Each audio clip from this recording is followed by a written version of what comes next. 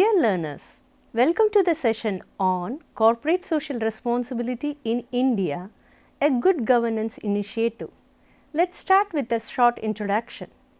Corporate Social Responsibility (CSR) is now widely recognized as a key indicator of good governance in both the private and public sectors.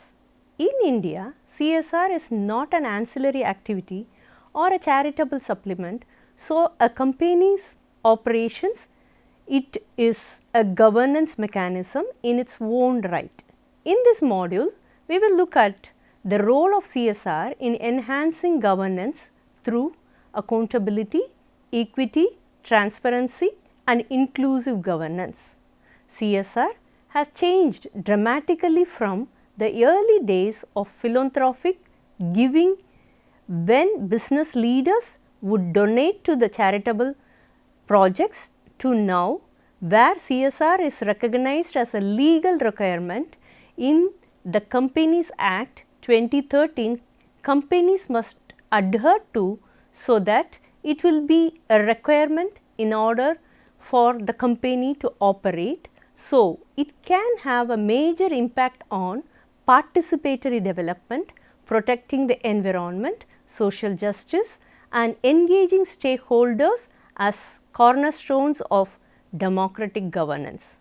You will be able to see the evolution of CSR from a governance perspective and how CSR enables corporations to be actors for social change. Now, we can see what are the objectives of this module. After completing this unit, you will be able to explain the concept of CSR and its relevance to good governance. Understand the historical development and legal framework of CSR in India. You also can understand and identify governance principles operationalized through CSR practices. We can explore how CSR supports sustainable development goals. We can also examine the role of regulatory and institutional mechanisms in CSR. We also evaluate real-world case studies of CSR-led governance. Then we can see the reflection on emerging trends, challenges and the future of CSR as a governance initiative. Let's start with CSR and good governance. Governance is generally defined by United Nations Development Programme, that is UNDP, as the manner in which economic, political and administrative authority is exercised to manage a country's affairs.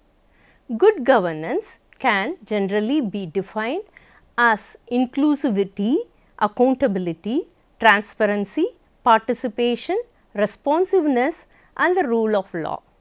According to the United Nations Industrial Development Organization, CSR is a management concept whereby companies integrate social and environmental concerns in their business operations and stakeholder interactions. CSR reflects a company's commitment to sustainable development and ethical behavior. An influential model in CSR literature is Carroll's pyramid of CSR, which identifies 4 levels of responsibility concerning social impact. They are economic responsibility, the foundational duty to be profitable.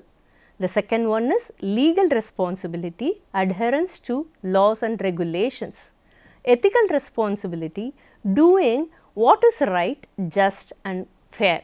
The last responsibility is philanthropic, where voluntary contributions to societal welfare is done.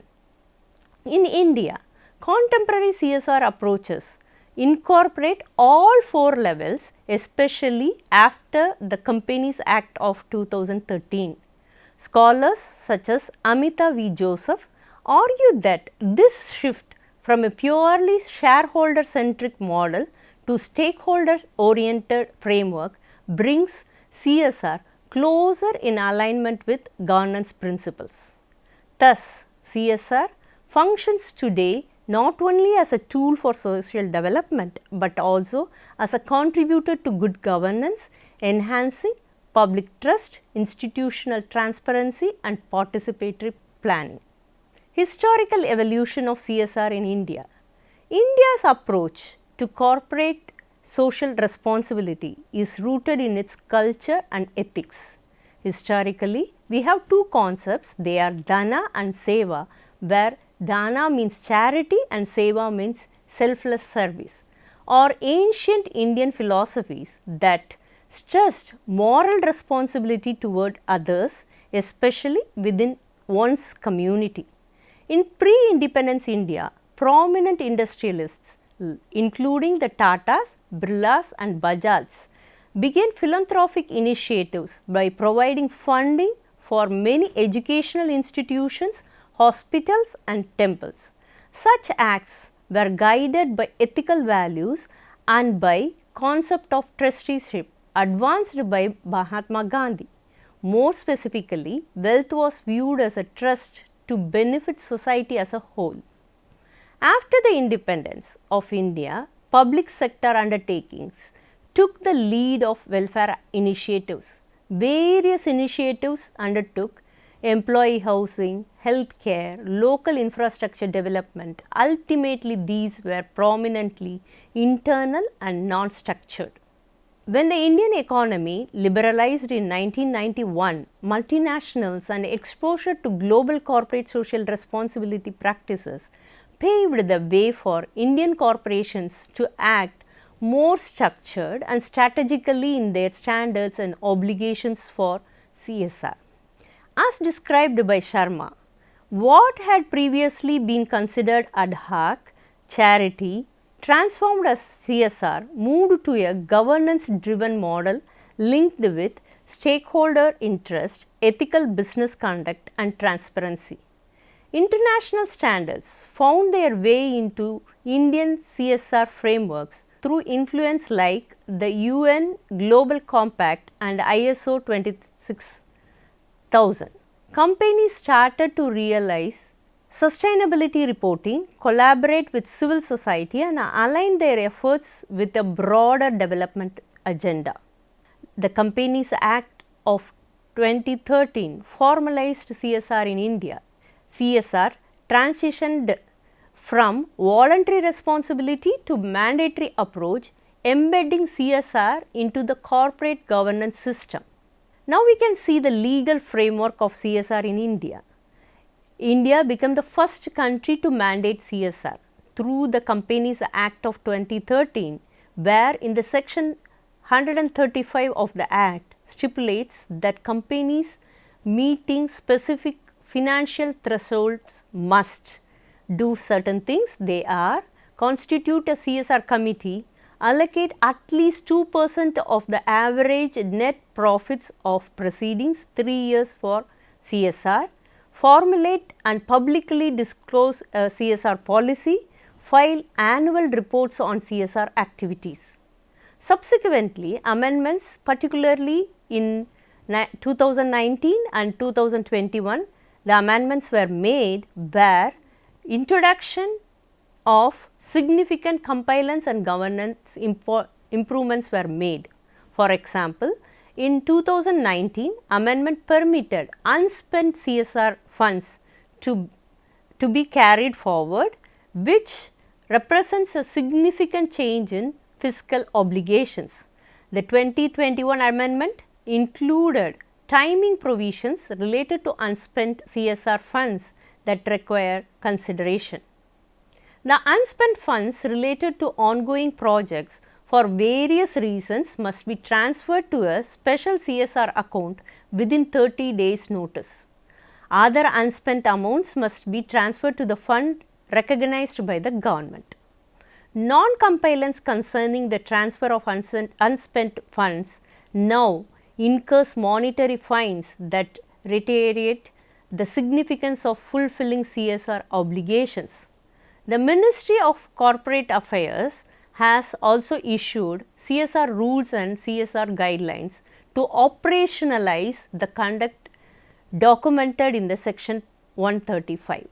The rules and guidelines of interests regarding governance include requirements of companies to conduct and submit impact assessments to address projects exceeding monetary thresholds. These enhancements are primarily intended to promote transparency and accountability to the community served by CSR activities. Additionally, CSR governance is strengthened through regulatory instruments such as Business Responsibility and Sustainability Report.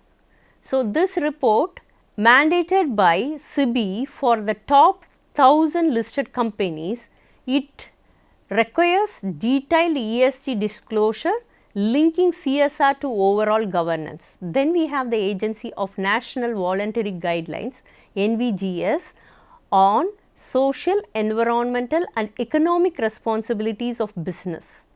These outline principles that integrate CSR with responsible governance conduct. Together, these legal provisions, amendments and compliance frameworks institutionalize CSR as a structured mechanism for ethical and participatory governance. They encourage companies to implement development-oriented projects and to embed transparency, stakeholder engagement and rigorous accountability into their governance architect. Now we can see the governance principles in CSR practice. CSR in India embodies essential values of good governance and serves as a means of enhancing both corporate accountability and democratic development. Let us take a closer look at how the fundamental principles of governance show up in CSR activities. Transparency. Corporations are required to publicly state their expenditures on CSR and disclose their impact assessments. Annual CSR reports, filings with the Ministry of Corporate Affairs and sustainability disclosure form a transparent governance ecosystem. Accountability. CSR committees serving at the board level afford an internal review process and there is a legal liability for not spending CSR amounts otherwise allocated. If a corporation does not spend allocated CSR funds responsibly, they could be penalized, reflecting a high degree of legal and ethical accountability. Now, the next one is inclusiveness. CSR projects often focus on underserved groups, including women, scheduled castes and tribes, rural populations and differently abled groups. This also reflects the governance principle of social equity. Then comes the responsiveness. CSR typically demonstrates responsiveness, especially in emergency responses. Like we have seen during the COVID-19 pandemic period, companies quickly redirected their fund and or resources to healthcare services, oxygen support and vaccination awareness campaigns, reflecting responsive governance values. Then comes the participation. Community engagement is quickly becoming standard practice in project design and implementation. Several companies conduct baseline survey and stakeholder consultation before implementing CSR intervention. By institutionalizing these governance attributes, CSR evolves from isolated project to integrated systems supporting democratic engagement and long-term development. Now we can see the CSR and its link with Sustainable Development Goals.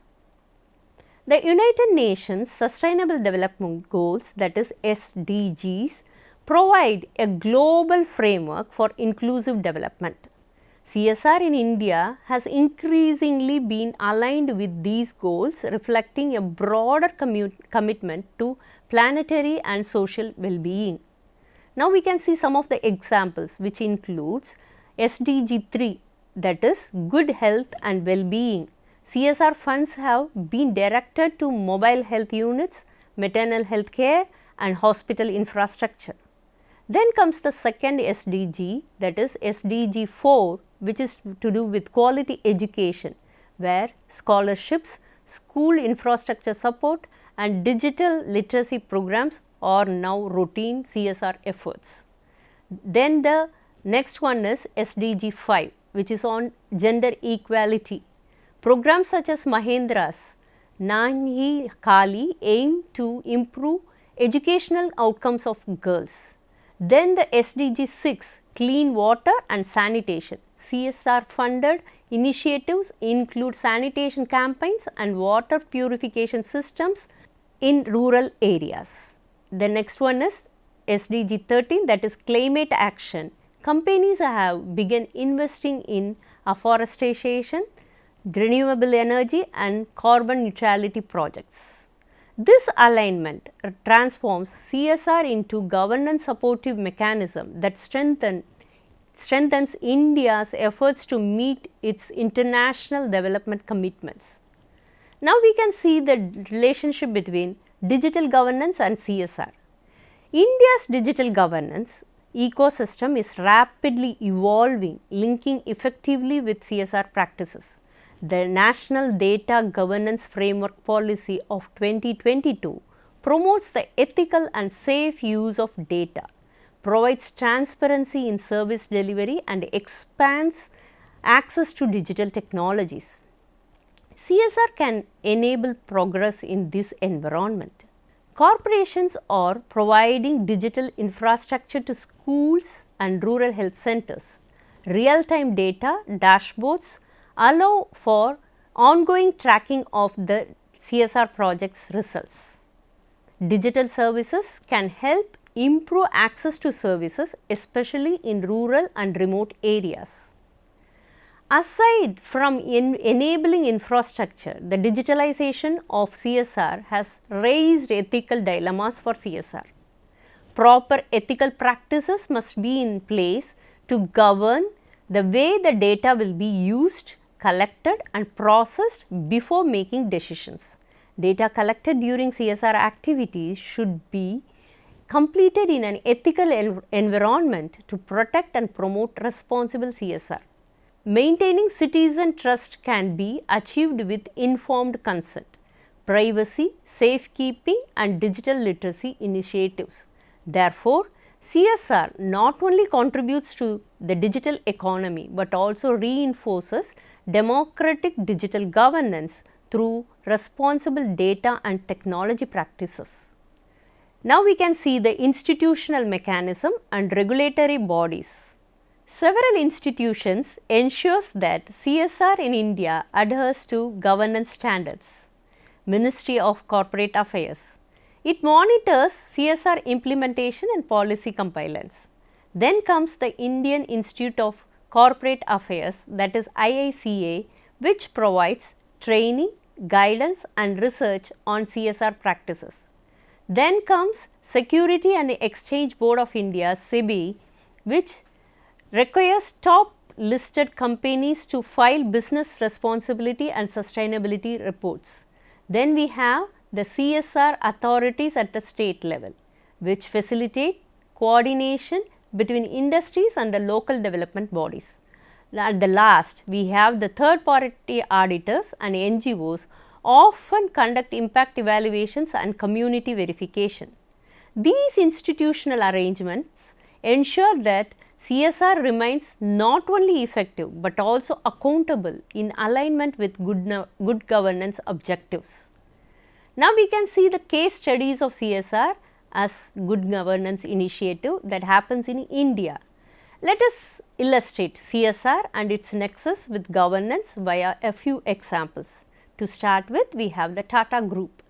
The group, through its Tata Council for Community Initiatives, advance initiatives in sustainable livelihood, health and rural development.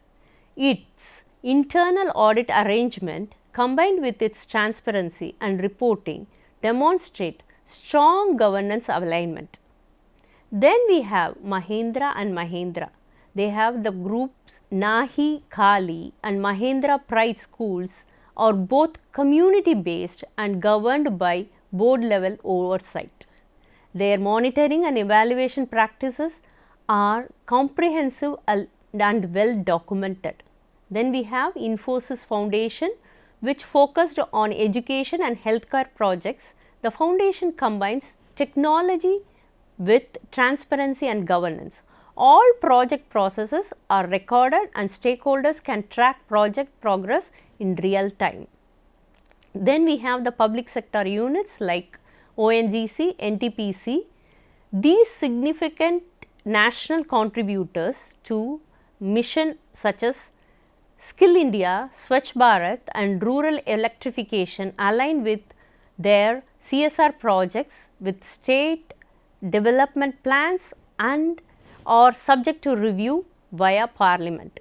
Then we have ITC's e-Chaupal, unique intersection of CSR, business innovation and rural empowerment. E-Chaupal uses a digital platform in agriculture to increase agricultural efficiency while plugging into or supporting local governance structures.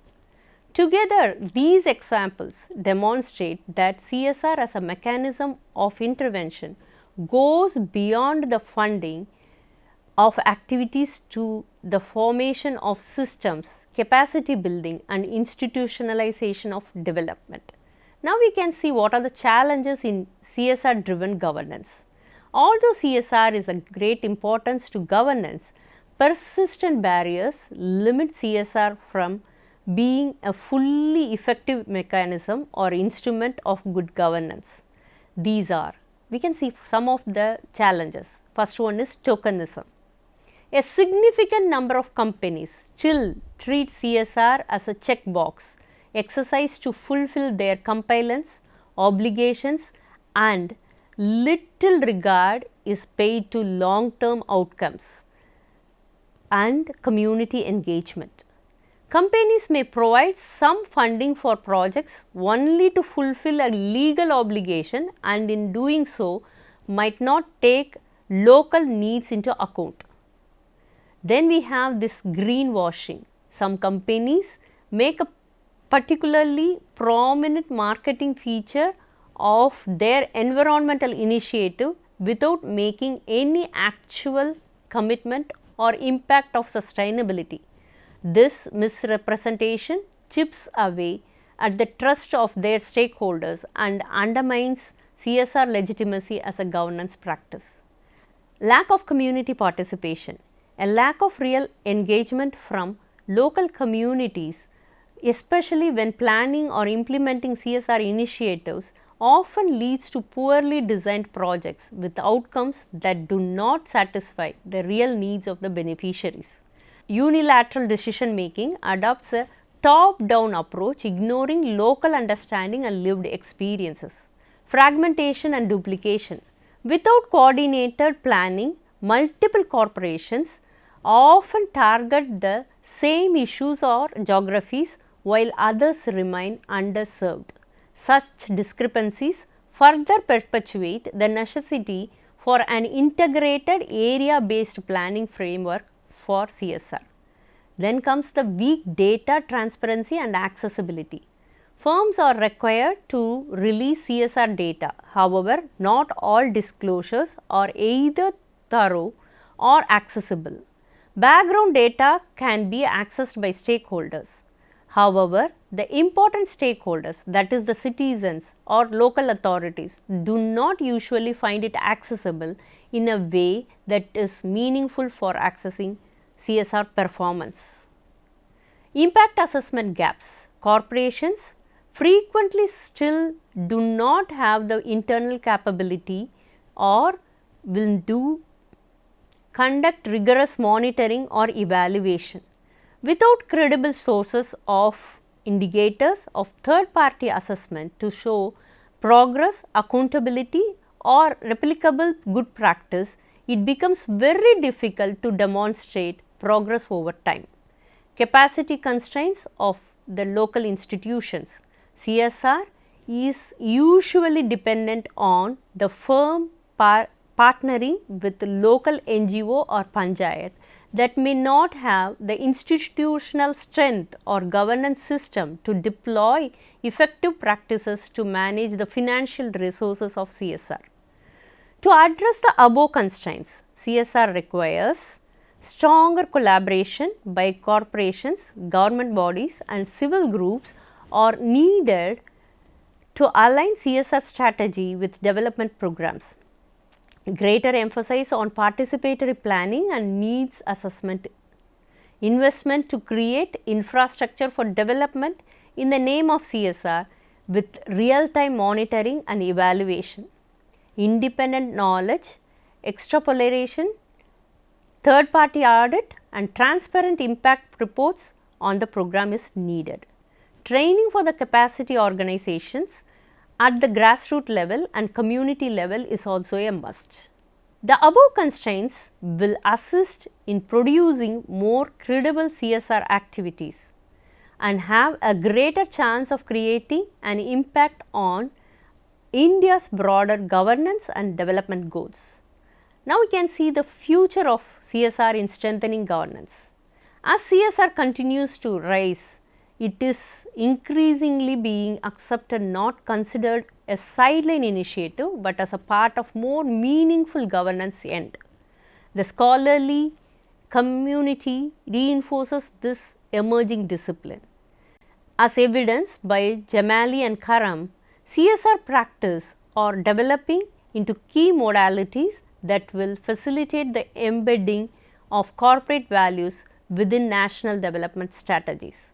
For example, with the growing convergence of CSR practices in relation to governance in India, it is reflecting governance movement mandated as decentralization, transparency and stakeholder engagement. CSR lessens the importance of strategic integration of practices with environmental, social and governance. The global trends of aligning CSR with ESG reporting has gained traction in India as well. ESG metrics provide a broader governance oriented lens for evaluating CSR outcomes. Scholars such as Amini and Bengstock argue that aligning CSR with ESG goals strengthens corporate transparency and stakeholder engagement. Their research emphasizes how sustainability oriented governance frameworks can lead to improved reporting standards, risk management and public trust in corporate behavior. Cutting edge technologies in monitoring CSR activities. The use of artificial intelligence, machine learning and big data in CSR monitoring and planning is anticipated to become commonplace. Upriti, Malhotra, Oja demonstrate that new technologies such as artificial intelligence, that is AI, blockchain and big data are changing the way CSR practices are produced and implemented in India. As illustrated by TCS, that is Tata Consultancy Services, their analysis demonstrate how new technology improves transparency, allows for real-time monitoring and streamlines impact assessments, thereby bolstering the governance structures around CSR activities. Collaborative governance models. For future CSR frameworks are likely to emphasize more collaborative models for engaging corporations, civil society and various government structures. Research has demonstrated that these models have a positive impact in fostering local engagement and facilitating more purposeful developmental outcomes. Empowering local governance. The relationship between increased awareness of the impact of CSR is becoming more apparent in terms of strengthening local democratic institutions. Jha and Agarwal in their work in 2018 indicate that to be effective, CSR must be both place-based and institutionally embedded with a strong emphasis on engaging community stakeholders and local institutions. Their research on implementing CSR in rural Rajasthan illustrates how decentralized planning and working with local governance institutions like Panchayat Raj may significantly enhance development outcomes. This supports the notion that CSR benefits on the ground governance considerations are also locally situated by empowering local voices, which leads to building sustainable capacities. Engagement with youth and employees. As Ahmed notes, CSR strategies must align with millennials' aspiration and must meet their expectations in order to effectively engage this generation. Corporate volunteerism, skill-based community service and facility design based on purpose can deepen employee engagement and support civic responsibility. These strategies build organizational culture and extend governance value on participation and inclusiveness into corporate citizenship. Strengthened regulatory ecosystem. A strong institutional ecosystem will be important to support this transition. Strengthened audit system, common assessment metrics and public dashboards will enhance accountability and trust with CSR as well as enhance transparency of CSR performance.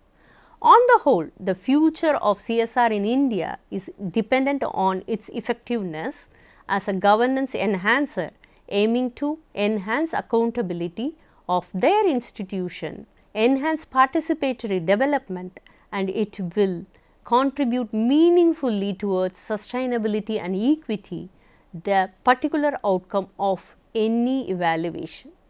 CSR in the future will function not only as a development tool, but as a governance enabler embedding corporate accountability into India's democratic and digital transformation. To sum up, let us see what we have seen in this model.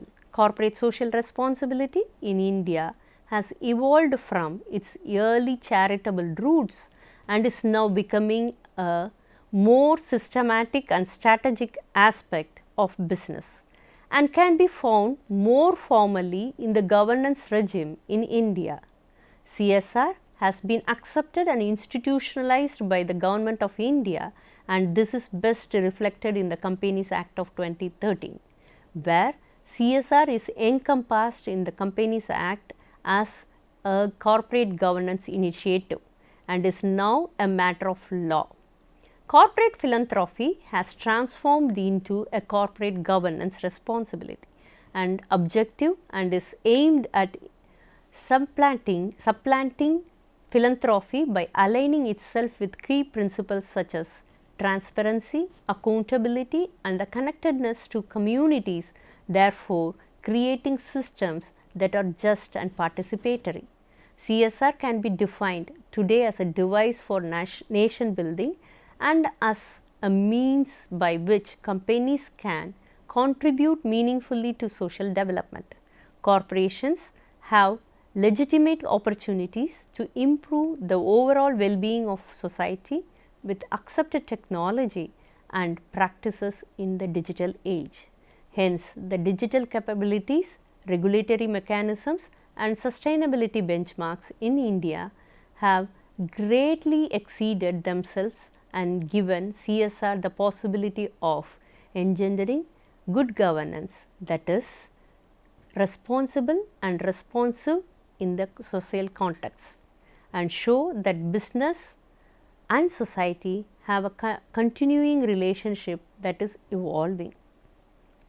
Thank you, learners. Hope you enjoyed the session. Let us see in the next module. Bye-bye.